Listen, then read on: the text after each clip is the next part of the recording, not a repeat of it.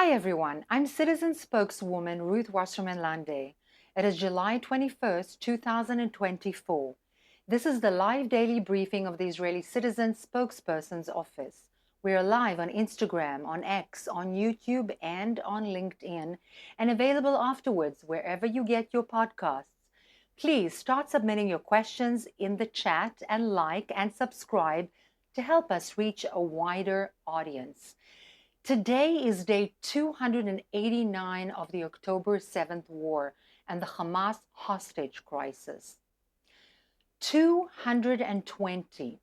That's how many times Iran's terror pirates in Yemen, the Houthis, tried to murder innocents in Israel with drones and missiles as part of Iran's war on the Jewish state since October 7th. Over 9 months, nearly every attack was intercepted, which is probably why you may not have heard about them.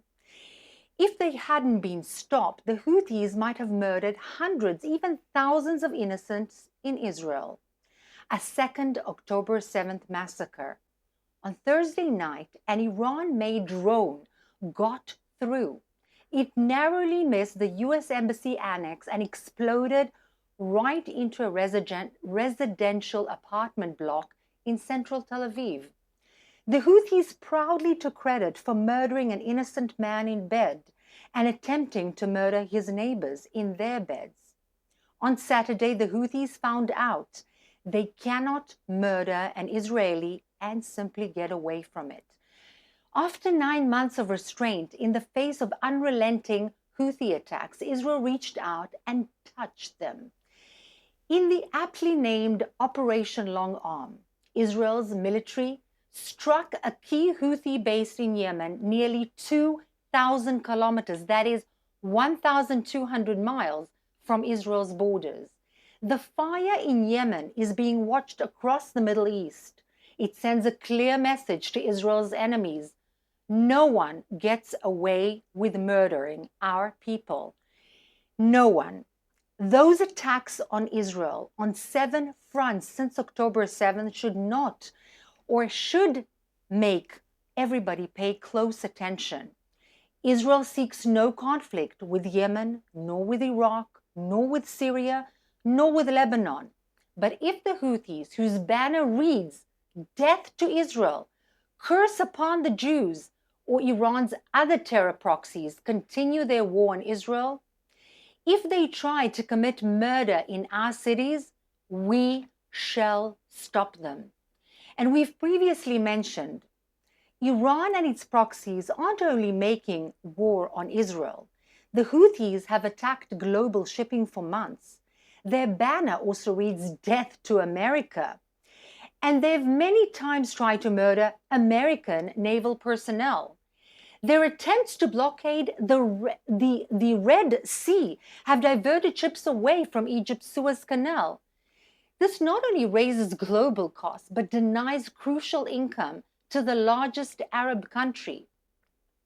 We talked of Iranian arms smuggling and its attempts to destabilize Jordan. Hamas, also an Iran proxy, launched its rape and murder rampage on October 7th, another Iran proxy. Hezbollah, Iran's army in Lebanon, hasn't just been attacking Israel, but it has been destabilizing that country too. It also murdered hundreds of US and Western soldiers. The same is true of Iran's proxies in Syria and Iraq. And of course, the Houthis have attacked Saudi Arabia and the United Arab Emirates with Iranian drones and missiles. The Houthi attack on Israel is part of a multi-front war on the Jewish state, but it is also part of a multi-front war on stability in the Middle East and part of Iran's global campaign against the West. Israel's strike against the Houthis defends Israel, but it also defends Middle East stability and the West. Stand with Israel.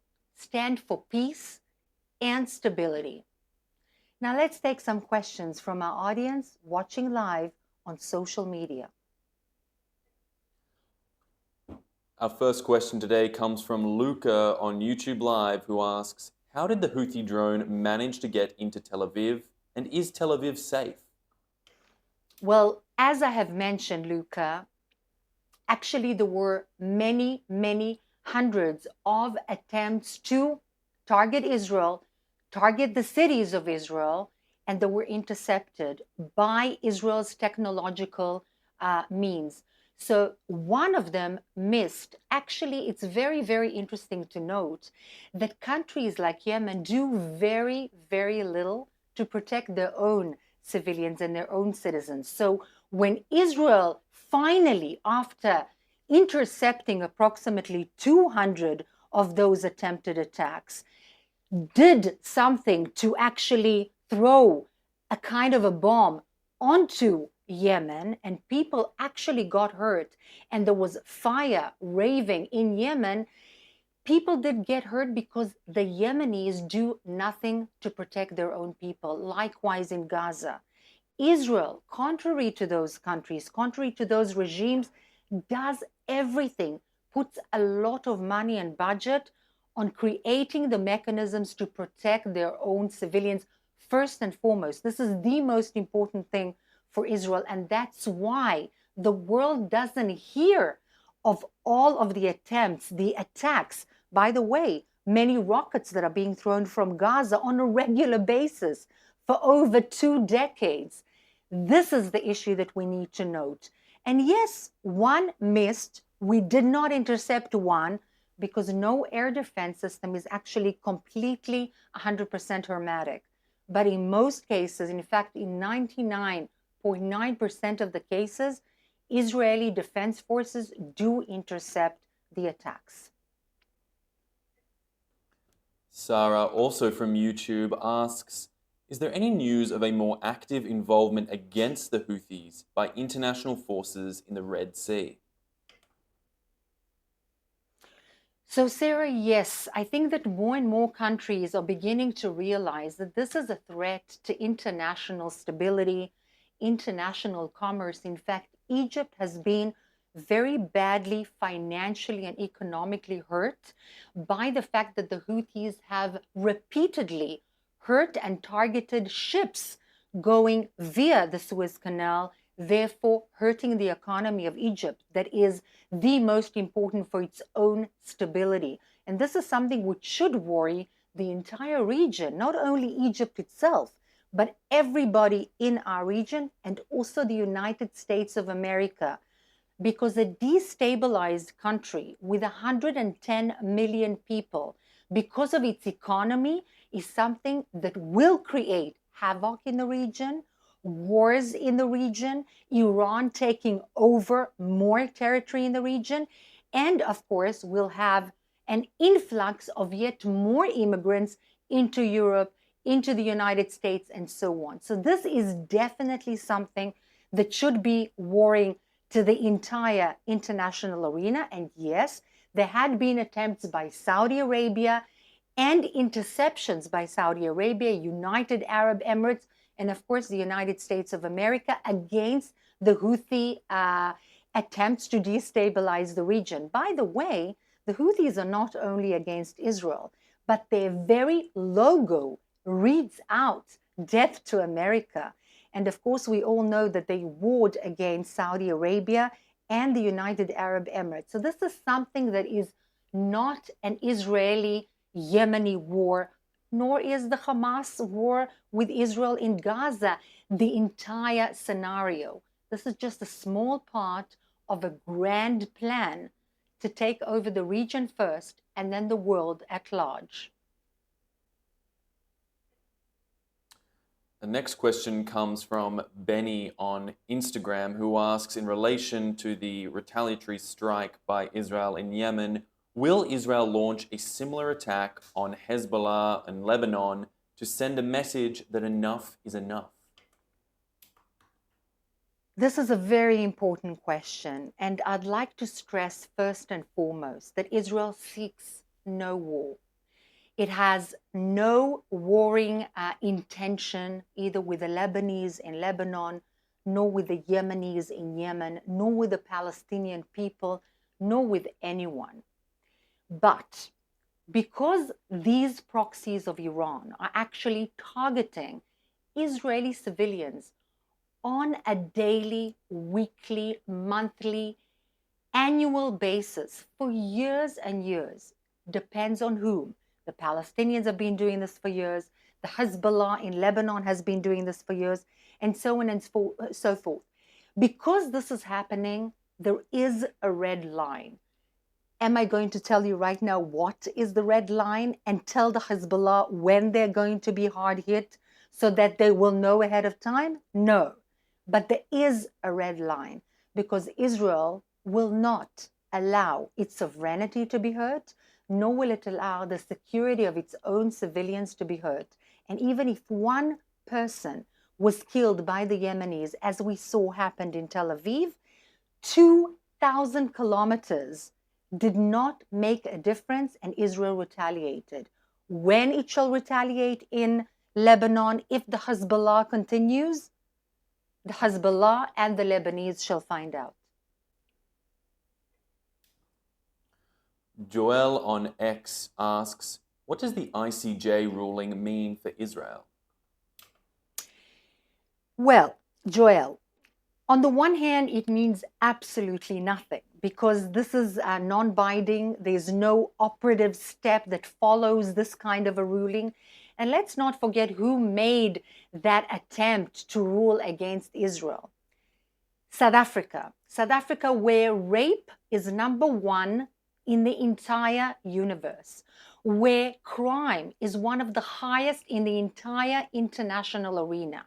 And the ANC government sadly took hostage the good people of South Africa and sold their soul to no one else but Iran because of their dire straits in terms of finances and budget. In fact, South Africans have several hours a day when they don't have water, running water, electricity, and so on. And what did the South African government do instead of providing for their own people? They take Israel that is defending its own civilians to the international court. So apart from being completely preposterous, completely surreal, this has no binding mechanism that can do anything operative against Israel. However, Israel does take such rulings seriously because it has no warring intentions. It has no feeling of antagonism towards people in the international arena. But up to the point where it means the safety of its own people, not at the cost of the safety of its own civilians, will Israel change its policies. If the world will be peaceful towards Israel, for example, Iran, Egypt, Jordan, other countries in the region, Israel would retaliate with peace, with stability. That's what it seeks. That's what it wants. Economic prosperity and peace. If it is warred against, if it is attacked, as we can see from October 7th, this has been an unprecedented attack against civilians, raping them, massacring them, murdering them, beheading them. This is inhumane. And there is no way that any court ruling will stop Israel from defending its own people. Our last question today comes from Akiva on Instagram Live, who asks, what are your thoughts on the Israeli athletes participants in the Olympic Games in France? Is it important that they attend? Wow. So sport is a wonderful mechanism via which to combine and move closer people to people. It is always a good mechanism and always important to participate. However, I do want to say a word about what is happening in France. When there are demonstrations of extreme Islamists in the streets of Paris and other cities in France, not only shouting against Israel and the Jewish people, but shouting nothing else but down with France. People who have received hospitality from the French government, welfare from the French government, hospitality from the French people and the French nation, equality, brotherhood, and other values which belong to the West, and then shout in the most ungracious manner, "Down with France," that should definitely light a very red warning sign to the French people, to the European Union, to the other countries in the West, to the United States of America. Akiva, this is not a war against Israel, nor is it a war against the Jews. This is just the beginning and a very easy manner and mechanism via which to galvanize support, because the Jews have always been the scapegoat and very easy to hate throughout history. This is a premeditated, very conscientious effort to make a war against the West and to create a worldwide caliphate of extreme Islam, whether it's Shiite, led by Iran, or Sunni, led by Qatar, Erdogan in Turkey, Muslim Brotherhood, and so on. This is the issue that should be taken into account when we think about the sports events in Paris and in France in general. The actual events are beautiful. Sport is a wonderful mechanism. Israel should participate because Israel is part and parcel of the universe, the international arena. But always we should keep in mind, this is not a threat against Israel or the Jews, the Israeli athletes, or the Jewish athletes. This is a threat, first and foremost, against the West and including France as well. Thank you so much for all of your questions, and we hope to see you tomorrow, same time, same channels. Thanks for watching. Drop a comment below. Don't forget to like, share, and hit subscribe to stay updated with our latest content. Until next time, stay informed and inspired. This is Dejobnik signing off.